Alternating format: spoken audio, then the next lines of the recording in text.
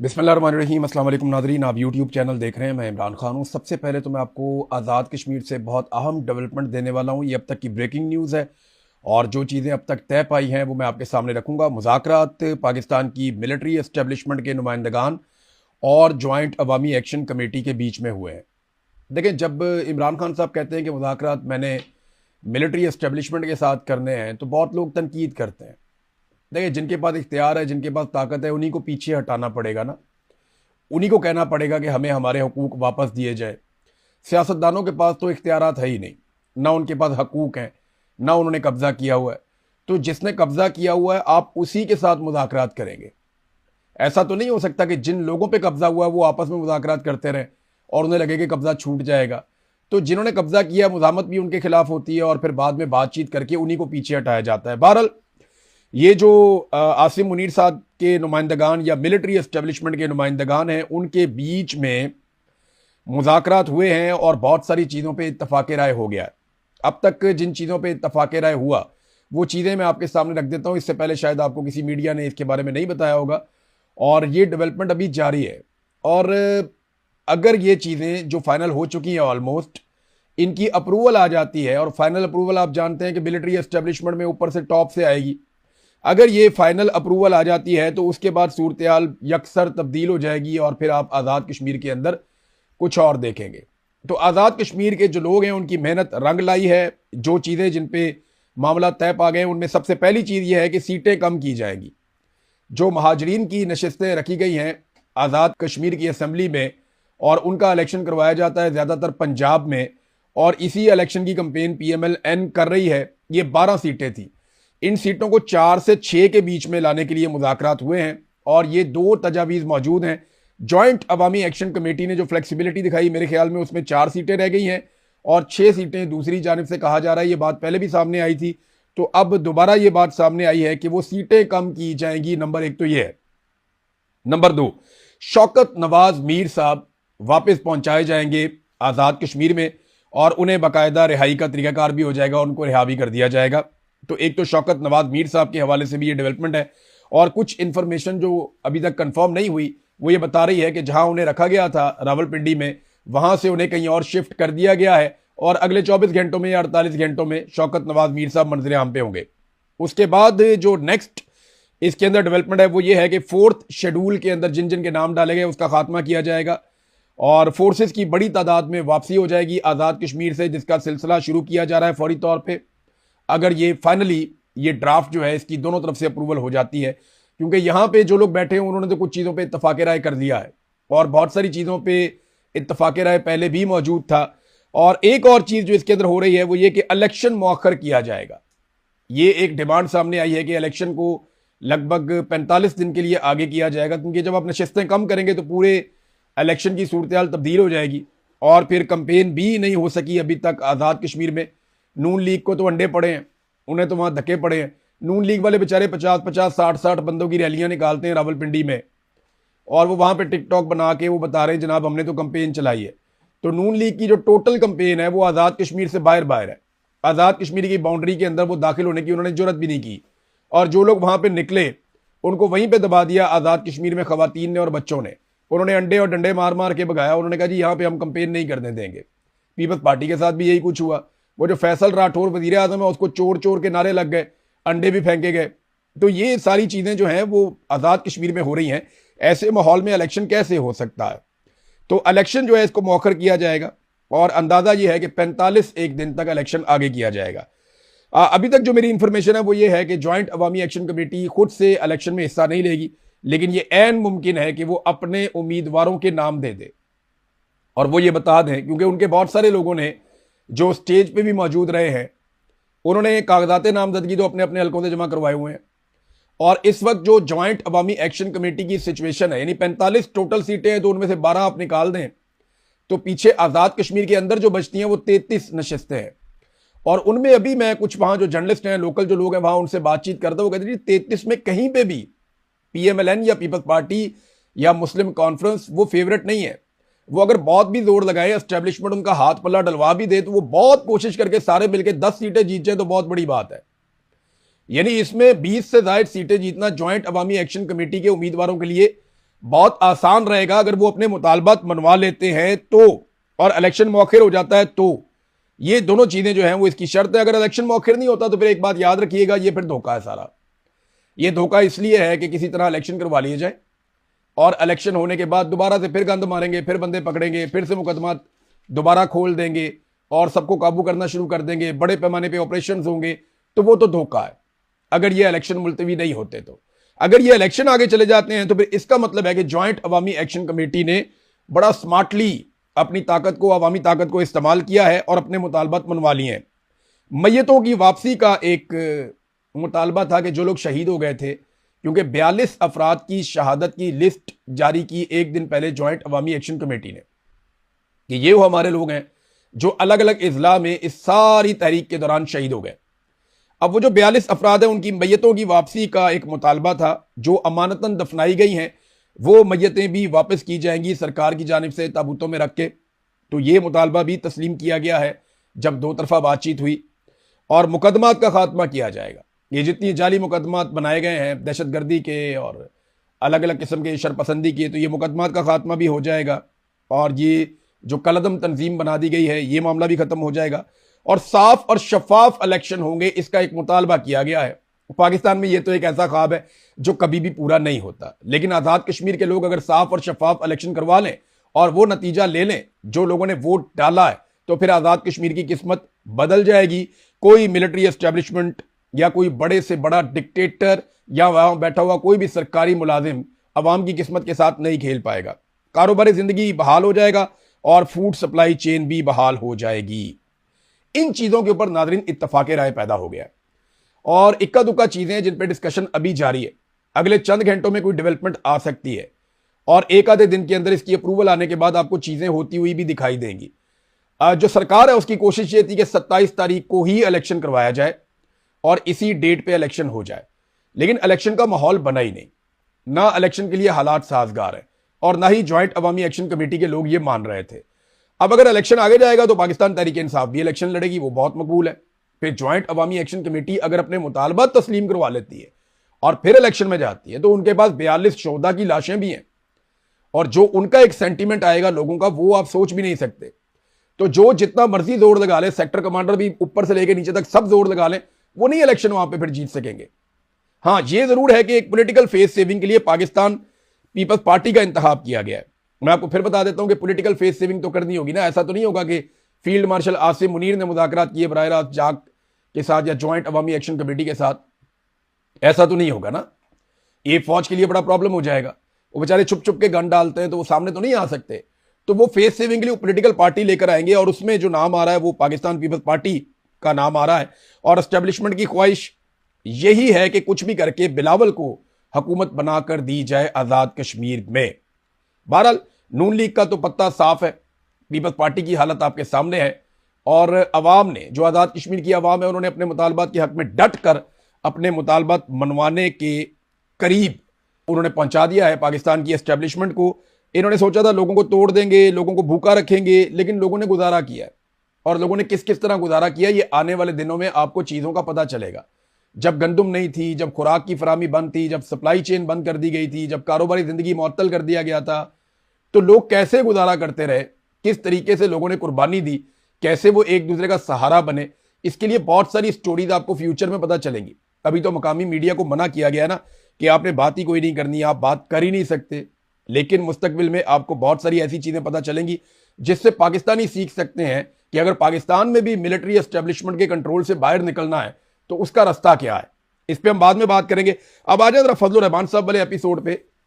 फजलुर रहमान साहब की political party को ऐसा लग रहा है वो शोर ज्यादा बचा रहे हैं, उनके साथ तो हुआ ही कुछ नहीं। अभी वो एक कन्वेंशन था इनका वुकला का, सुबह वहां पुलिस चली गई, रोला डाल दिया, जनाब पुलिस आ गई, पुलिस आ गई, ये हो गया वो हो गया, सारे सोशल मीडिया पे इन्होंने रोला। क्या हुआ यार, पुलिस आ गई, बहुत नॉर्मल बात है।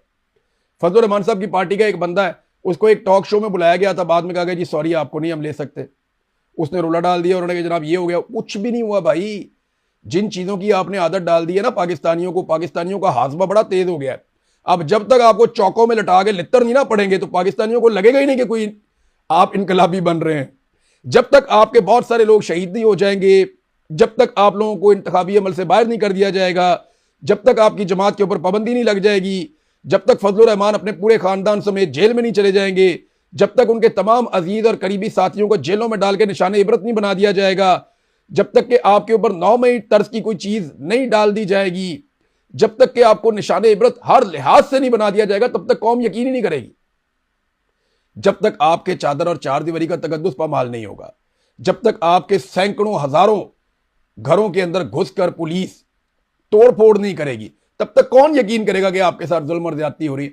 तो फजलुर रहमान साहब की पार्टी रोला ज्यादा डाल रही है, कुर्बानी दी नहीं कोई अभी तक, बिल्कुल ही नहीं दी, इन्होंने कभी भी कुर्बानी नहीं दी। ये हमेशा से बेनिफिशियरी रहे हैं मिलिट्री एस्टेब्लिशमेंट के फैसलों के, और अब ये कहते हैं जनाब हम उंगली कटा के तो शहीदों में नाम लिखवा लें। तो ऐसे तो शहीदों में नाम नहीं लिखवाया जाएगा, क्योंकि वहां बहुत बड़ी बड़ी कुर्बानियां दी हुई हैं। अगर फजलुर रहमान ने इमरान खान बनना है तो उन्हें इमरान खान के लेवल पे कुर्बानी देने के लिए अपने आप को तैयार करना पड़ेगा। अब देखें ना, फजलुर रहमान के खिलाफ कोई कानूनी कार्रवाई नहीं होती, रोला शोला डालते हैं ताकि पॉलिटिकल माइलेज फजलुर रहमान को मिले, लेकिन कोई कानूनी कार्रवाई नहीं होती। उधर नौरीन खानम का एक स्टेटमेंट, अच्छा फजलुर रहमान के और नौरीन खानम के स्टेटमेंट में जमीन आसमान का फर्क है। फजलुर रहमान ने डायरेक्ट शोहदा पे अटैक किया, नौरीन खानम ने डायरेक्ट जर्नैलों पे अटैक किया। फजलुर रहमान ने कहा जनाब तनख्वाह लेके मरते हैं तो हम पे क्या एहसान डालते हैं, उसने ये कहा कि अपनी जान का एहसान हम पे मत डालो। नौरीन खानम ने कहा जी ये जो इंडिया और पाकिस्तान की जंग हुई थी ना, इसके अंदर ये मिले हुए थे मोदी के साथ। तो दोनों में बहुत फर्क है। और नौरीन खानम ने कहा उस मीडिया वाले को कि आपने इसको ऑन एयर नहीं करना, उन्होंने डिसोन कर दिया अपने स्टेटमेंट को ये कहकर के आपने ये स्टेटमेंट देखें, जब आपको लगता है कि मेरा स्टेटमेंट गलत है, जब आपको लगता है कि मुझे ये नहीं कहना चाहिए था, या जब आपको लगता है कि इससे लोगों की दिलादारी होगी, तभी आप कहते हैं ना कि इसको ऑन एयर नहीं करना, वरना तो आप नहीं कहते कि इसको ऑन एयर नहीं करना। नॉर्मली तो सारे स्टेटमेंट ऑन एयर हो जाते हैं। फजलुर रहमान साहब की तकरीर तो आज भी वकला कन्वेंशन में चलाई गई है। फजलुर रहमान साहब की पूरी पॉलिटिकल पार्टी उसको ओन करती है, बार बार चैलेंज करती है कि मुकदमा देकर दिखाओ तुम्हारी ऐसी की तैसी, वो बार बार ये कहते हैं। लेकिन इंटरेस्टिंग बात देखें कि नौरीन खानम को बाकायदा NCCIA ने नोटिस जारी कर दिया, उनको बुलवा लिया, मुमकिन है उनको गिरफ्तार किया जाए, और वो जर्नलिस्ट है उसको भी बुला लिया। हालांकि इन दोनों में से किसी ने भी उस वीडियो को वायरल नहीं किया। वो वीडियो वायरल की मिलिट्री एस्टेब्लिशमेंट के टाउटों ने, और उनको वो क्लिप निकाल कर दिया गया कि इसको वायरल कर दो। हालांकि ये दोनों ये चाह रहे थे, जर्नलिस्ट भी और अलीमा खानम भी, कि ये वीडियो बाहर ना आए, और बड़ा क्लियरली ये चाह रहे थे कि ये वीडियो बाहर नहीं आनी चाहिए। और फजलुर रहमान साहब ये चाहते हैं कि उनकी वीडियो वायरल हो, इसलिए उन्होंने आज दोबारा चलवाई है। तो आप देखें, फजलुर रहमान को नहीं बुलाया, नौरीन खानम को बुला लिया। तो ये बहुत बड़ा फर्क है, ये बहुत बड़ा फर्क है। इससे एक चीज बड़ी वाज़ेह हो जाती है कि फजलुर रहमान को पाकिस्तान की मिलिट्री एस्टेब्लिशमेंट अपने लिए खतरा नहीं समझती, जबकि इमरान खान से ये आज भी खौफजदा हैं कि इमरान खान और उसका खानदान हमारे ऊपर मुसीबत बना हुआ है। नाजरीन, जो अलीमा खानम है वो निकलकर सामने आई है, लेकिन मैं एक चीज और आपको बताता हूं जाते जाते, कि ये पॉलिटिकल पार्टी जो है ना, चाहे PMLN है, चाहे पीपल्स पार्टी है, चाहे फजलुर रहमान है, चाहे ANP है, चाहे MQM है, चाहे PTI है, ये बारी बारी सबकी बारी, ये मिलिट्री एस्टेब्लिशमेंट आप सबको ठोकेगी एक एक करके, बहुत मारेंगे, ये एक एक करके मारेंगे, सबको मारेंगे, ये हर चीज पे कंट्रोल करेंगे, आपको बहुत मारेंगे। लिहाजा बजाय इसके कि आपस में आप लड़ें, फजलुर रहमान साहब को अभी भी होश के नाखून लेने चाहिए। पीपल्स पार्टी से बात करें, नवाज शरीफ से बात करें, जरदारी से बात करें, और इन सबको कहेंगे यार बहुत हो गया, पाकिस्तान की मिलिट्री एस्टेब्लिशमेंट से सियासत का इख्तियार वापस लिया जाए और इनको वापस बैरकों में भेजा जाए, ताकि पाकिस्तान में निज़ाम ज़िंदगी चले और कंट्रोल जो है वो सिविलियन क़यादत के पास आना चाहिए। तो ये है आगे बढ़ने का रास्ता, वरना फिर बारी बारी सबकी बारी। अलीमा खानम निकली हैं, अपने भाई के लिए आवाज़ उठा रही हैं, वो स्वात के इलाके में गई, मालाकंड में गई, वहाँ पे लोग निकल कर उन्होंने इस्तकबाल किया, बिल्कुल वैसे निकले जैसे सुहेल अफरीदी के लिए भी निकले थे। देखिए, वो बतौर बहन वही कर रही है जो उन्हें करना चाहिए। वो जोर लगा रही है कि यहाँ लोगों को इकट्ठा करूँ मैं उनको बताऊँ, यहाँ लोगों को इकट्ठा करूँ मैं उनको बताऊँ, लोगों को सबको इकट्ठा करके हम अडयाला जेल की तरफ जाएंगे, हम लॉन्ग मार्च करेंगे, हम एहतजाज करेंगे। एहतजाज से फर्क पड़ता है, कश्मीरियों ने इस बात को साबित किया। अभी कोयटा के अंदर जो लोग एहतजाज कर रहे थे, उन्होंने इस बात को साबित किया कि अगर आप साबित कदम होकर बैठ जाएं, तो आप 8-10 दिन भी बैठ जाएं तो हुकूमत को मुसीबत पड़ जाती है। एहतजाज से फर्क पड़ता है, ऐसा नहीं है कि फर्क नहीं पड़ता, लेकिन उसके लिए एहतजाज उस नौयत का करना पड़ता है। तो इमरान खान की बहन तो बेचारी जोर लगा रही है, वो बाकी बहनें भी जोर लगा रही हैं। एक बहन अदालत में केस लड़ रही है, एक बहन जो है वो मीडिया में केस लड़ रही है, एक बहन जो है वो सड़कों के ऊपर मौजूद है और वो केस लड़ रही है अपने भाई का, कोशिश कर रही है। लेकिन ये भी याद रखिएगा, स्ट्रीट मूवमेंट नहीं है। कई लोग सोशल मीडिया पे कह रहे हैं कि अलीमा खानम स्ट्रीट मूवमेंट चला रही हैं, ये स्ट्रीट मूवमेंट नहीं है। ये सिर्फ वो कोशिश कर रही हैं, लोगों को चैनलाइज कर रही हैं, मोटिवेट कर रही हैं, और एक तहरीक जो खत्म हो रही थी उसको जिंदा करने की कोशिश कर रही हैं। स्ट्रीट मूवमेंट, मैंने कई दफा आपको कहा है, वो कोई और चीज होती है जिसकी ड्यूटी इमरान खान ने सुहेल अफरीदी की लगाई थी, जिसके लिए काम करना था सुहेल अफरीदी और जुनैद अकबर को।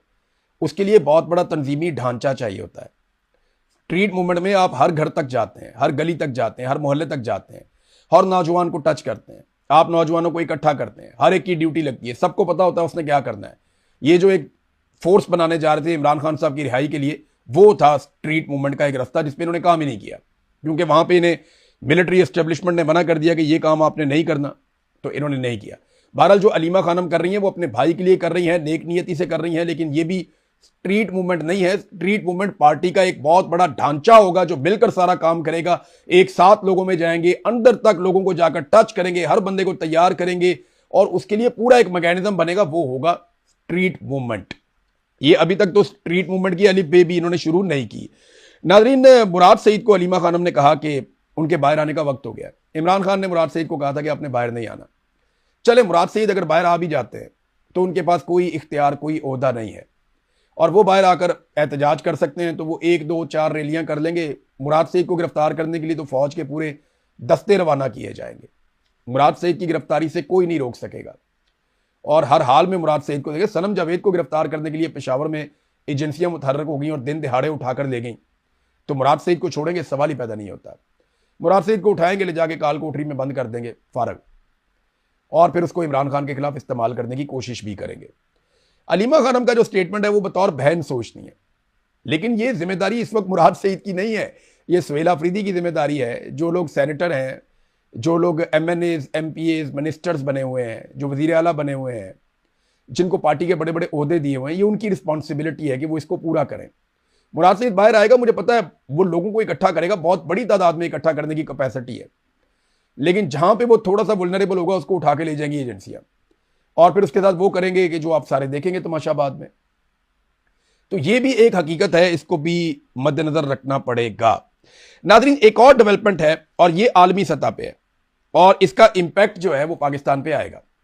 देखिए, इस वक्त पहली मरतबा ऐसा हुआ इस लड़ाई में, जो अमेरिका ने अटैक किए ईरान के ऊपर, तो पहली मरतबा ईरान पे सिर्फ अमेरिका अकेला अटैक कर रहा है, और इन हमलों में उसने इसराइल को शामिल नहीं किया।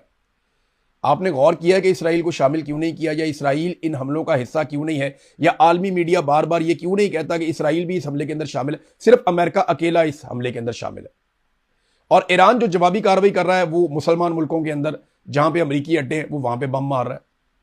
यानी जिन अड्डों से ईरान को लगता है ईरान पे अटैक हो रहा है, ईरान वापस उन अड्डों पे अटैक कर देता है, लेकिन वो मुसलमान मुल्कों के अंदर है, तो उसके ऊपर मजम्मत पाकिस्तान भी करता है और मुसलमान ममालिक भी करते हैं। देखिए, मुसलमान मुल्क अगर ईरान के साथ लड़ेंगे तो जो सबसे बड़ा दबाव मुसलमान मुल्कों पे आता है ना, वो ये होता है कि आप इसराइल के साथ खड़े हो गए और आप ईरान के साथ लड़ रहे हैं। अमेरिका से उतनी नफरत नहीं है जितना इसराइल से प्रॉब्लम है मुसलमान मुल्कों की आवाम को। तो इसराइल को इस मर्तबा डेलिबरेटली इस लड़ाई से बाहर रखा गया। इसराइल खुद से ये हमले नहीं कर रहा, उसने इस लड़ाई से अपने आप को बाहर रखा हुआ है, और अमेरिका अकेला अटैक्स कर रहा है, और ईरान वापस जवाब दे रहा है अरब ममालिक में। अरब ममालिक के साथ पाकिस्तान के दिफाई मुआहदे हैं, और ऐसा लगता है कि अगर ये लड़ाई और बढ़ जाती है तो सऊदी अरब, कतर और दीगर ममालिक की जानिब से पाकिस्तान से मुतालबा किया जाएगा कि आइए जनाब, जो आपका वादा है या मुआहदा है उसको पूरा कीजिए, और फिर आप आके लड़ाई करें। अब पाकिस्तान में जो है वो अहले तशी बहुत बड़ी तादाद में है, नंबर 1। नंबर 2, पाकिस्तान में ईरान की हमायत भी बहुत बड़ी तादाद में है, तो पाकिस्तान की मिलिट्री एस्टेब्लिशमेंट पे एक दबाव आएगा। लेकिन क्योंकि इस मरतबा ईरान की लड़ाई इसराइल के साथ नहीं है, अमेरिका के साथ है, जैसा कि माजी में आपको याद है कि अफगानिस्तान की लड़ाई अमेरिका के साथ थी, तो पाकिस्तान अमेरिका के साथ खड़ा हो गया था, और अफगानिस्तान को मारने में अमेरिका की हमने मदद की थी, बाकी दुनिया की हमने मदद की थी, तो कोई रोला नहीं पड़ा। लेकिन अगर इसराइल आता अफगानिस्तान से लड़ने के लिए, तो पाकिस्तान इसराइल के साथ खड़ा ना हो सकता। ये हमारा प्रॉब्लम है। तो अब इसराइल बीच में नहीं है, तो ऐसा लगता है कि पाकिस्तान से बहुत जल्द ये मुतालबा किया जाने वाला है, और ये एक ऐसी सिचुएशन होगी पाकिस्तान की मिलिट्री एस्टेब्लिशमेंट के लिए जो काफ़ी मुश्किल होगी, इसको हैंडल करना आसान नहीं होगा। और एक और चीज़, दहशतगर्दी के वाक़यात लगातार बढ़ते चले जा रहे हैं बलूचिस्तान में, और कुछ वीडियोज़ ऐसी हम सोशल मीडिया पर देख रहे हैं जो बनाई जा रही हैं कि पाकिस्तान की फ़ौज ऑपरेशन कर रही है, और ये कोयटा के अंदर जो पहाड़ियाँ हैं वहाँ पर ये वीडियोज़ बनाई जा रही हैं। लेकिन मकामी टिकटॉकर जो हैं वो दूर से वीडियोस बना के बता रहे हैं जनाब ये तो सिर्फ वीडियो बन रही है, कोई ऑपरेशन नहीं हो रहा। वो बीएलए की एक वीडियो मैंने देखी कि बीएलए के 5-6 लोग आ रहे थे और उन्होंने झंडे उठाए हुए थे और वो आ रहे हैं बंदूकें लेके, और वो अजीबोगरीब किस्म का ही मुकाबला हुआ, ऐसा तो फिल्मों में भी नहीं होता। और फिर जनाब उनको मार दिया गया, बाद में उनका वो फोटो सेशन, बहुत सारी चीज़ें दिखाई गई, वो भी एक जाली वीडियो साबित हुई। तो सोशल मीडिया हर चीज़ को खोल कर रख देता है। मेरे ख्याल में बलूचिस्तान को रियल ऑपरेशंस की ज़रूरत है। इस तरह की वीडियो से बलूचिस्तान में अमन नहीं आएगा। बाकायदा सिक्योरिटी फोर्सेस को लश्कर बनाने की बजाय मजबूत होना पड़ेगा और अवाम के हक के लिए दहशतगर्दों से बाकायदा उन्हें अब एक जंग लड़नी पड़ेगी बलूचिस्तान में, ताकि बलूचिस्तान में अमन कायम हो। जो साबिक वजीर आला हैं मालिक, वो ये कह रहे हैं कि दिन के वक्त भी अब लोग नहीं निकल सकते, शाम का वक्त तो बहुत दूर की बात है। अब तक के लिए इतना ही। अपना ख्याल रखिएगा, अपने चैनल का भी। अल्लाह हाफिज़।